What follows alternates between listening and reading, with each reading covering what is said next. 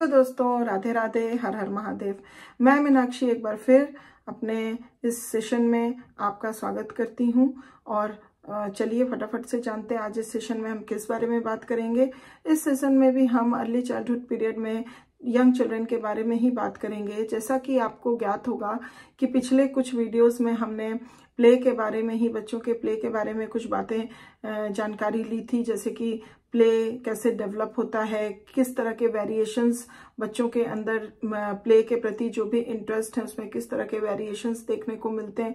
ये सारी जानकारियां हमने ली थी। तो आज उसी संदर्भ में कुछ और आगे बातें हम देखेंगे कि जो भी बच्चे खेल खेलते हैं तो बच्चों के अंदर बहुत तरह के different play patterns, variations in interest in play देखने के बाद भी बहुत सारे पैटर्न्स होते हैं जो बच्चों के अंदर डेवलप होते हैं खेल को लेके, अपने खेल को लेके। तो क्या क्या पैटर्न में बच्चे जो हैं अपने प्ले को प्ले करते हैं, मीन्स खेल को खेलते हैं, आज हम इस सेशन में उस बारे में जानकारी लेंगे। तो मैं आशा करती हूँ कि आप वीडियो में एंड तक जरूर बने रहेंगे, जिससे आपको पूरी जानकारी मिल पाए। और अगर आप मेरे चैनल पे नए व्यूअर हैं तो प्लीज जल्दी से सब्सक्राइब कर दीजिए, जिससे कि मेरा और आपका संपर्क यूं ही बना रहे और आपको ऐसे ही अच्छी अच्छी जानकारियां मिलती रहे। तो चलिए अब सेशन को आगे बढ़ाते हैं।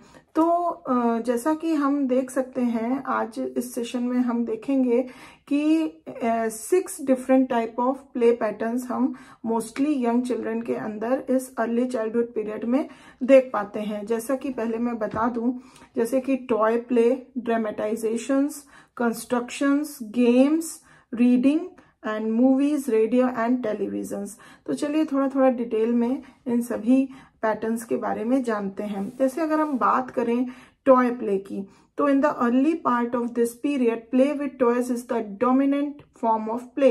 अगर हम अर्ली चाइल्डहुड पीरियड के शुरुआती दिनों में देखें तो इसको वैसे भी टॉय स्टेज या टॉय एज के नाम से हम इस पीरियड को डिनोट करते हैं। तो वहां देखा जाता है कि टॉय के साथ खेलना बहुत डोमिनेंट पाया जाता है यंग चिल्ड्रन के अंदर।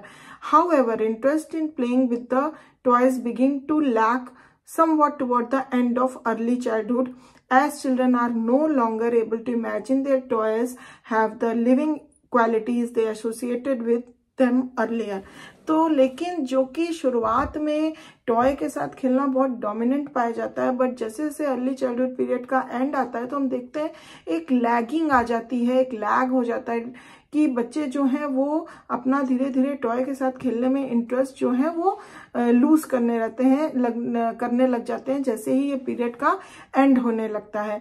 क्योंकि जो क्वालिटीज जो कहते हैं ना कि लिविंग बींग्स की क्वालिटी जो वो बच्चे देखते थे उनके उस टॉय के अंदर, वो अब धीरे धीरे मतलब उनको समझ में आने लगा है कि ऐसा कुछ भी नहीं है, और अब वो उस तरह से इमेजिन नहीं कर पाते हैं।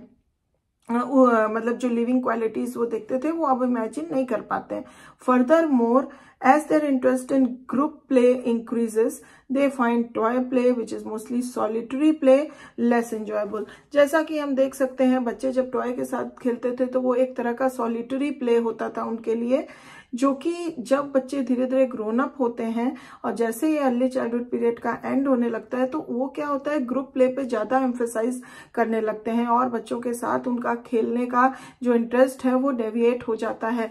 और जो कि टॉय जो उनका पहले एकमात्र जो डोमिनेंट प्ले होता था तो वो क्या है धीरे धीरे डिमिनिश होने लगता है, क्योंकि वो एक तरह का सॉलिटरी प्ले होता है और वो उनके लिए अब लेस इंजॉयबल होने लगता है। तो वो अब ग्रुप प्ले पे ज्यादा फोकस करने लग जाते हैं, ग्रुप प्ले या ग्रुप प्ले गेम्स हम कह सकते हैं। तो अगर हम नेक्स्ट पैटर्न की बात करें तो वो है ड्रामेटाइजेशंस।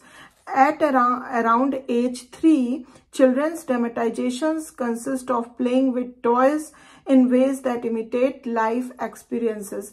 जैसा कि अगर देखें कि जब बच्चा लगभग अराउंड एज 3 पे आता है तो बच्चों के अंदर एक मतलब खेल के थ्रू मतलब ड्रामा करके खेलने का एक टेंडेंसी डेवलप होती है, जहां पे वो अपने रियल लाइफ एक्सपीरियंसेस को एक ड्रामा के रूप में या फिर हम कह सकते हैं एक्सपीरियंस को इमिटेट करते हैं एक ड्रामा के रूप में। लेटर बाद में देखा जाता है कि children play make believe games, वो कुछ मेक बिलीव गेम्स भी खेलते हैं विद देयर फ्रेंड्स, जैसे कि for example cops and robbers, Indians बन जाएंगे या शॉपकीपर्स बन जाएंगे। तो इस तरह के बहुत सारे मेक बिलीव प्ले भी वो गेम्स खेलते हैं। Many of which are based on stories that have been read to them. कुछ स्टोरी बेस्ड होते हैं जो उनको हम कभी न कभी सुनाए रहते हैं, बताए रहते हैं, और on movies and television shows they have scene, या फिर किसी प्रकार का मूवी या टीवी शोज वो देखे रहते हैं तो उसको लेके वो उस तरह का एक्ट प्ले करते हैं और इमिटेट करते हैं, या फिर हम कह सकते हैं ड्रामा करके या मेक बिलीव गेम्स को खेलते हैं। नेक्स्ट अगर हम पैटर्न की बात करें, प्ले पैटर्न की, तो वो होता है constructions. Young children make many things with blocks, sand, mud, clay, beads, paints, paste, scissors and crayons. तो इन तरह की चीजों को लेके बच्चे बहुत सारा जो है कि बहुत सारी चीजें बनाते हैं। Most of their constructions are in imitation of what they see in their daily life और on the movie and television screens। बहुत सारे जो इसमें वो कंस्ट्रक्शन इन चीजों से करते हैं वो एक तरह का हम मान सकते हैं उनके डेली लाइफ में जो भी चीजें होती हैं उसका इमिटेशन करके बनाते हैं, या फिर वो मूवी या टेलीविजन में कुछ देखे रहते हैं तो उसको इमिटेट करके वो कंस्ट्रक्ट करते हैं। As early childhood draws to a close, young children often introduced creativity into their constructions. जैसे जैसे अर्ली चाइल्डहुड पीरियड खत्म होने को आता है तो उनके अंदर एक क्रिएटिविटी भी डेवलप होती है जो कि वो अपने कंस्ट्रक्शंस में डालते हैं, using as foundations what they have seen in their daily life. Next अगर हम बात करें तो आता है games. During the 4th year of the child begins to prefer games played with peers to those played with adults. तो जैसे जैसे बच्चा लगभग 4थे साल में पहुंचता है तो बच्चा जो है वो ऐसे गेम्स को प्रेफर करने लगता है जो वो अपने पीयर ग्रुप के साथ खेल सके और या फिर एडल्ट्स के साथ खेल सके। These games can have any number of players, और इनके इस गेम्स में कितने भी लोग हो सकते हैं, एंड इन्वॉल्व फ्यू रूल्स, और बहुत छोटे छोटे रूल्स इन्वॉल्व होते हैं, बहुत कड़े और स्ट्रिक्ट रूल्स नहीं होते इनके गेम्स में। गेम्स दैट टेस्ट स्किल्स, ऐसे गेम्स जो उनके स्किल्स को टेस्ट कर सके, उनके स्किल्स को पूरी तरह से मैनिपुलेट कर सके, such as throwing and catching balls are also popular. अगर हम फॉर एग्जाम्पल देखें तो कैचिंग एंड थ्रोइंग बॉल जो होती है वो इनका वन ऑफ द एक हम कह सकते हैं कि स्किल होता है जो ये अपने गेम्स में इन्वॉल्व करते हैं, और ये बहुत पॉपुलर होता है। नेक्स्ट अगर हम बात करें प्ले पैटर्न की तो वो होती है reading. The young child likes to be read to and to look at pictures in books और कॉमिक्स। तो बच्चे जो होते हैं, यंग चाइल्ड जो होते हैं, वो या तो बहुत पसंद करते हैं कि कोई उनको बुक्स या स्टोरीज पढ़ के सुनाए, या फिर वो बुक्स या कॉमिक बुक्स में जो भी पिक्चर्स होते हैं, जो भी चीजें होती हैं उसको देखना बहुत पसंद करते हैं।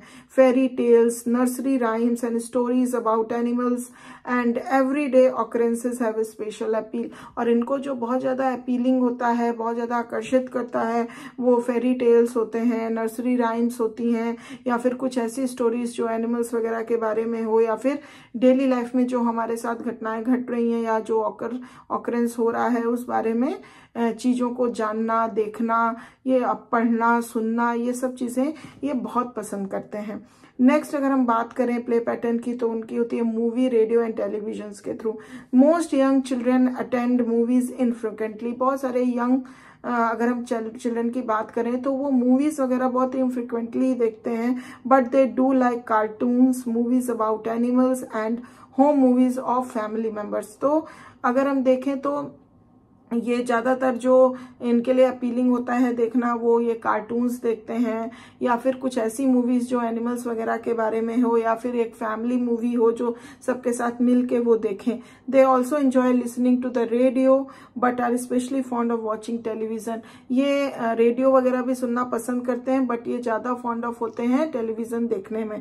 दे like programmes meant for older children as well as of those aimed at the preschooler. ये जो है इस तरह के प्रोग्राम इनको बहुत पसंद आते हैं जो कि एम करे कि जो कि एक प्री स्कूलर के लिए जो प्रोग्राम्स एम्ड होते हैं, इस तरह के प्रोग्राम जो होते हैं इनको काफी पसंद आते हैं। Since they watch in the security of their own homes, they are not usually upset by frightening elements in the programmes.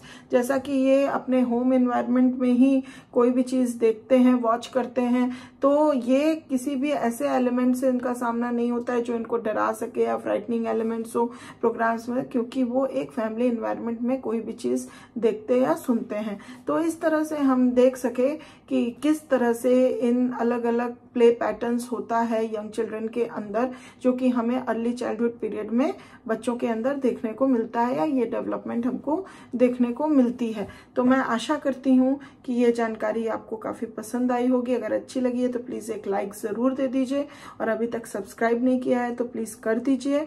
और thank you for watching my video. मैं अगले वीडियो में फिर एक नई जानकारी के साथ आपके सामने उपस्थित होंगी। तब तक के लिए अपना ध्यान रखिए, ख्याल रखिए। Bye bye, take care.